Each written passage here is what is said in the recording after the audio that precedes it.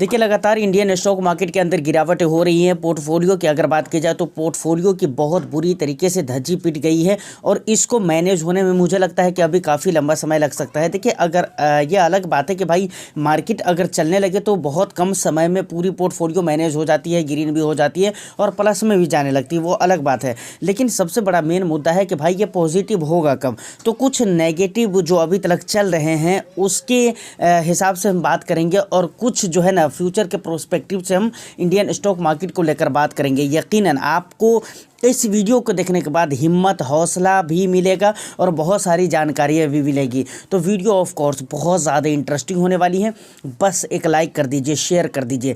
Channel को अगर अभी तक आपने नहीं सब्सक्राइब किया है तो चैनल को भी ज़रूर सब्सक्राइब कर लीजिए। सबसे पहले पार्ट में हम गिरावट को लेकर बात करेंगे। वीडियो को दूसरे पार्ट में हम बात करेंगे कि जिस दिन इंडियन स्टॉक मार्केट के अंदर रैली आ गई ना, उस दिन यकीन माने कि आप संभाल नहीं पाएंगे। वो तगड़ी वो मजबूत रैली आ सकती है मार्केट के अंदर। क्या रीज़न हो सकते हैं उस रीज़न के ऊपर भी मैं बात करूंगा और मैं आपको बिल्कुल डिटेल में क्लियर करूंगा कि भाई आखिर जो कुछ मैं बोल रहा हूं उसके पीछे कुछ रीज़न है, कुछ स्टडी है हमारी, जिसकी वजह से मैं ये चीज़ आपको कह पा रहा हूं।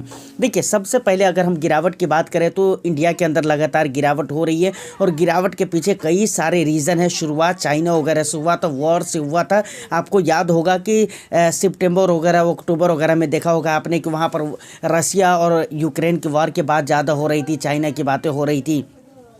अक्टूबर के महीने में ख़ास तौर से चाइना वगैरह स्टिमुलस पैकेज वगैरह की बातें हो रही थी। धीरे धीरे मार्केट के अंदर गिरावट होती गई, रीज़न क्रिएट होते गए, बहुत सारे रीज़न हो गए। उसके बाद अगर हाल फिलहाल की बात आप करें तो पहले जो रीज़न थे वो तो है ही हैं, अब नए नए और भी बहुत सारे रीज़न क्रिएट हो गए हैं। जैसे मैं आपको बताऊँ कि इंडियन रुपीज़ जो लगातार कमज़ोर हो रहे हैं, इन्फ्लेशन वगैरह का डाटा यूएस का सही नहीं आया था, उसके बाद इंडिया का भी सही नहीं आया था। अभी हाल फिलहाल का जो डेटा है इन्फ्लेशन का वो आज ही आने वाला है। तो ये एक बहुत बड़ा मैटर करेगा इंडियन स्टॉक मार्केट के लिए।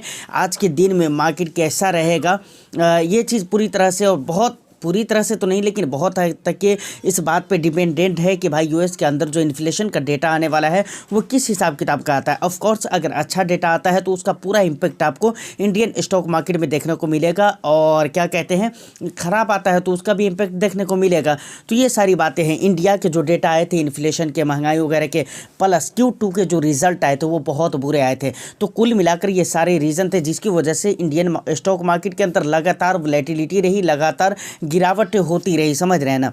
अब देखिए उसके बाद यूएस के अंदर से एक और भी बड़ा मैसेज आने लगा कि भाई ट्रंप की सरकार बनने जा रही है। ट्रंप की सरकार जैसे जैसे बंदा जीत कर आया वोटिंग के बाद तो उसके अलग अलग कमिटमेंट आने लगे, अलग अलग स्टेटमेंट आने लगे। लोग उससे घबरा गए कि भाई हम सारी दुनिया पे मतलब यूएस के अंदर से हम टैक्स को बिल्कुल ख़त्म कर देंगे और सारी दुनिया के ऊपर हम टैक्स को लगा देंगे। तो ऐसा देखिए ये इम्प्लीमेंट इसका करना, देखिए बोलना है, डेमोक्रेसी है, हर कोई बोल सकता है और सोशल मीडिया के ऊपर हर कोई बात कर सकता है, हर कोई अपनी राय रख सकता है और वो एक देश का प्राइम मिनिस्टर है तो ऑफ कोर्स प्रेसिडेंट है तो वो तो रख ही सकता है, समझ रहे हैं ना।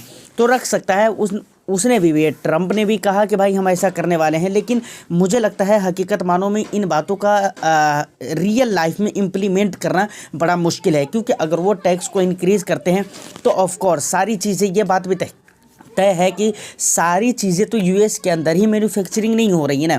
बहुत सारी चीज़ें हैं जो दूसरे देशों से लिए जाते हैं। जैसे फॉर एग्जांपल आईटी की ज़्यादातर सर्विसेज हमारे इंडिया से इंपोर्ट करती है यूएस। तो अब यहाँ पर मैं आपको कहना चाहूँगा कि अगर वो लगाते हैं हमारे ऊपर टैक्स तो आपको क्या लगता है कि हमारे इंडियन गवर्नमेंट उसको बख्श देंगे क्या, छोड़ देंगे क्या?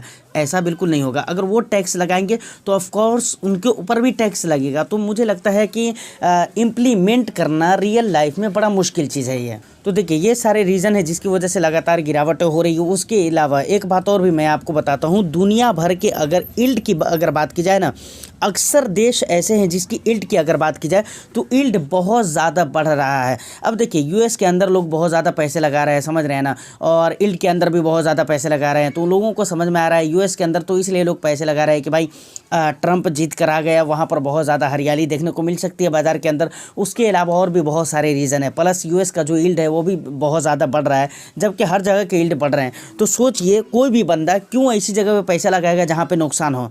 यानी मार्केट के अंदर अगर पैसा लगाएगा तो वहाँ पर नुकसान उनको होता है, यील्ड बढ़ रहा है तो वहाँ पर रिस्क भी कम है, प्रॉफिट भी होता है। तो भाई ठीक है ना। तो ये सारे रीज़न है कुल मिलाकर जिसकी वजह से गिरावट हो रही है। तो ये हम समझ रहे थे कि गिरावट के प्रोस्पेक्टिव से मार्केट क्या कर रहा है अभी तक। और अब यहाँ पर एक बात और भी मैं आपको बताना चाहूँगा कि देखिए इतनी गिरावट हो चुकी है, उसके बाद भी लार्ज कैप अपने रीजनेबल प्राइस पर है, समझ रहे हैं ना। और अगर मिड कैप स्मॉल कैप में 10 से 12% का करेक्शन अगर और भी हो जाता है फिर भी ये कोई ताज्जुब वाली बात नहीं होगी, और होता है तो ये एक हेल्दी करेक्शन माना जाएगा। और ऑफ कोर्स उसके बाद जो मार्केट में पैसे बनेंगे तो बहुत भारी पैसे बनेंगे। अब देखिए कुछ चीज़ें आपको समझना चाहिए, स्टॉक मार्केट कभी भी प्रेजेंट और पास्ट की वजह से नहीं चलता, बल्कि स्टॉक मार्केट पास्ट से सिर्फ एक रिकॉर्ड, एक डेटा आप ले सकते हैं जिसके बेस पे आपको सोचने का एक तरीका मिल जाएगा, रास्ता मिल जाएगा थिंकिंग का कि हाँ भाई पास्ट में ऐसा हुआ है, ऐसी चीज़ें देखने को मिली है। तो ये चीज़ें होती है, लेकिन असल में जो मार्केट रिएक्ट करता है ना वो पास्ट की वजह से नहीं करता, मार्केट का रिएक्शन जो होता है वो फ्यूचर की वजह से होता है। अब फ्यूचर के प्रोस्पेक्टिव से अगर आप इंडियन स्टॉक मार्केट को देखते हैं तो यकीनन यहाँ पर बहुत ही ख़तरनाक पैसे बनने वाले हैं, और रैली आ गई तो बहुत ही हेल्दी मजबूत रैली आने वाली हैं। देखिए इसके पीछे के कई सारे रीज़न है। एक तो लगातार मार्केट के अंदर जो गिरावट बनी रही है, तो मार्केट के जो अच्छे से अच्छे सेक्टर हैं वहाँ पर भी गिरावट हुई है, समझ रहे हैं, अच्छे से अच्छे सेक्टर के अंदर गिरावट हुई है। और उसके बाद गिरावट और लंबे समय तक ये करेक्शन रहा, जिसकी वजह से मार्केट में जब रैली देखिए 2 दिन 4 दिन 6 दिन की गिरावटों के बाद जब रैली आती है ना तो वो रैली हेवी रैली होती है, और इतने लंबे समय की गिरावटों के बाद अगर वो रैली आएगी तो ऑफ कोर्स बहुत मजबूत रैली आएगी। लेकिन अगर आप इन चीज़ों को बिलीव नहीं करते इस बात पे तो आपको मैं कुछ एग्जांपल देता हूँ। जैसे आप ले लीजिए 2008 की गिरावट, जैसे लेहमन ब्रदर वगैरह का जो कांड हुआ था उस टाइम पे जो मार्केट के अंदर क्रैशेस आए थे, उसके बाद की जो रिकवरी हुई थी उस रिकवरी में बहुत ही हाई लेवल की रिकवरी हुई थी। और उसके बाद बिल्कुल करीब में आ जाइए कोविड के टाइम पे 21 या 23 मार्च वगैरह को जो मार्केट में गिरावट हुई थी तो बहुत भारी गिरावट हुई थी, लेकिन उसके बाद धीरे धीरे करके रिकवरी हुई, और रिकवरी धीरे धीरे करके हुई लेकिन बहुत हाई लेवल की रिकवरी हुई। तो यहाँ पर मैं ये कहना चाह रहा हूँ कि अब इन गिरावटों के बाद और लंबे समय की गिरावटों के बाद मार्केट में, ये मैं नहीं कह रहा हूँ कि एक ही दिन में 10 से 12%, 5%, 15%, 20% इस तरह करके रिकवरी होगी, ये ज़रूरी नहीं है और ऐसा होता भी नहीं है। मैक्सिमम टाइम पीरियड में ऐसा होता भी नहीं है। धीरे धीरे करके 1%, 1.5%, 2%, 3% करके, जैसे अभी गिरावट की अगर बात की जाए तो धीरे धीरे करके 1%, 2% या आधा % कुछ % कर करके मतलब 10% तक के इंडेक्स गिर गया है ना। इसी तरीके से धीरे धीरे करके 10 से 12% ऊपर तक के भी जाएगा, और उससे भी हेवी मतलब रिकवरी यहाँ पर देखने को मिलेगी। और इसके पीछे का सबसे मेन रीज़न ये भी है कि भाई इंडिया जो है ये एक ग्रोइंग इकोनॉमी है, तो लोग यहाँ पर निवेश करना बहुत ज़्यादा पसंद करेंगे, समझ रहे हैं ना। थोड़ी सी देखिए इन्वेस्टर्स को क्या है, पैसे चाहिए, चाहे वो FIIs हो या DIIs हो। खास तौर से अगर मैं DIIs FIIs की बात करूँ ना तो उनको तो थोड़े से पैसे नज़र आने चाहिए, वो चाहे 2 ही महीने के लिए हो, 1 ही महीने के लिए हो, चाहे जितना भी टेम्प्रोरी तौर पे हो।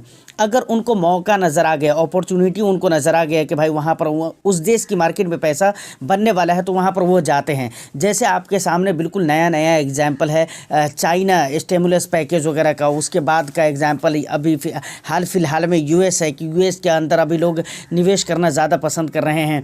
इसी तरीके से इंडिया के अंदर निवेश करना ज़्यादा पसंद करेंगे। और उसके बाद एक बात जो कि बहुत ही मेन चीज़ है कि 20 तारीख को क्या कहते हैं कि ट्रंप आ जाएगा, मतलब अपनी कुर्सी संभाल लेगा बंदा। उसके बाद 1 फरवरी को बजट आ जाएगा इंडिया का। अब बजट आने के बाद Q3 के रिज़ल्ट वगैरह आ जाएंगे। अब ये 3 मुद्दे हैं, मतलब ट्रंप का आना, Q3 का रिज़ल्ट आना और बजट का आना। ये 3 चीज़ें हैं जहां पर आपको बिल्कुल संभल कर रहना चाहिए। ऐसे वक्तों में मार्केट में बहुत ज़्यादा गिरेगी, लेकिन लास्टली बजट के बाद आप पूरी तरह से इत्मीनान हो जाइए कि ऐसी बहुत सारी उम्मीदें हैं और बहुत सारी बातें हैं जिसकी वजह से ऐसा लगता है कि बजट के बाद कुछ नेगेटिविटी होगी ऑफ कोर्स, अगर बजट सही नहीं आएगा तो वहाँ पर नेगेटिविटी देखने को मिलेगी, लेकिन उस नेगेटिविटी के बाद जो पॉजिटिविटी बनेगी मार्केट के अंदर वो लंबे समय तक के बनेगी। और अब भी जो निवेशक बनकर रहेंगे मार्केट में ऑफ कोर्स वो पैसा बना पाएंगे उस टाइम पे। तो फाइनली ये 3 चीज़ें आपको ध्यान में रहनी चाहिए। सबसे पहले क्या है, Q3 के जो रिजल्ट, जैसे अभी TCS वगैरह के रिजल्ट आए, बहुत अच्छे रिजल्ट नहीं आए, लेकिन ठीक है, TCS की तरफ से क्लैरिटी दी गई है कि भाई ठीक है, हमारे रिजल्ट अभी अच्छे नहीं आए, लेकिन आने वाला टाइम में हम बेस्ट करेंगे, बहुत बढ़िया करेंगे। तो ठीक है, बिल्कुल करेगा, अभी उम्मीद भी है, क्योंकि अभी बहुत सारे रीज़न थे रिज़ल्ट उतने अच्छे ना आने के, लेकिन ठीक है, Q2 से तो अच्छे रिज़ल्ट आए हैं ना, इसी तरीके से होगा। Q3 में मैं शुरू में भी बोला था कि Q3 के रिज़ल्ट बहुत अच्छे तो आने के चांसेस नहीं है, लेकिन बहुत हद तक के माहौल बनाने की कोशिश करेगा, क्योंकि Q2 से बुरा नहीं आएगा इसलिए। और वही चीज़ें देखने को मिल रही है, अभी बहुत सारी कंपनीज़ के रिज़ल्ट आने बाकी है, देखिए क्या होते हैं। तो एक ये चीज़ बहुत मेन है, ट्रंप का आना बहुत मेन है, और देखते हैं आने के बाद उसका क्या स्टेटमेंट रहता है, क्या रवैया रहता है। और उसके बाद मेन चीज़ जो हमारे लिए इम्पोर्टेंट हो जाता है वो हो जाता है बजट का अनाउंसमेंट। उसके बाद तो फिर ऑफ कोर्स मार्केट अच्छा परफॉर्म कर सकता है, समझ रहे हैं ना। देखिए फिक्स तो नहीं बोल सकते कि ऐसा होगा ही, लेकिन उम्मीदें हैं, क्योंकि उसके पीछे उम्मीद करने के पीछे भी बहुत सारे रीज़न हैं, इसलिए मैं आपको ये कह रहा हूँ। तो उम्मीद करता हूँ ये सारी इन्फॉर्मेशन आपको अच्छी लगी हो। बाकी इन तमाम तर मुद्दों के बारे में आप क्या सोचते हैं, कैसे आपके थॉट्स हैं, आप मुझे कमेंट सेक्शन में कमेंट करके बता सकते हैं। उम्मीद करता हूँ वीडियो आपको अच्छी लगी हो, तो बस एक लाइक कर दीजिए, शेयर कर दीजिए। चैनल को अगर अभी तक आपने सब्सक्राइब नहीं किया तो चैनल को भी ज़रूर सब्सक्राइब कर लें। मैं फिर मिलता हूँ किसी नेक्स्ट एंड इंटरेस्टिंग वीडियो में, जब तक के लिए all the best. Thank you for watching.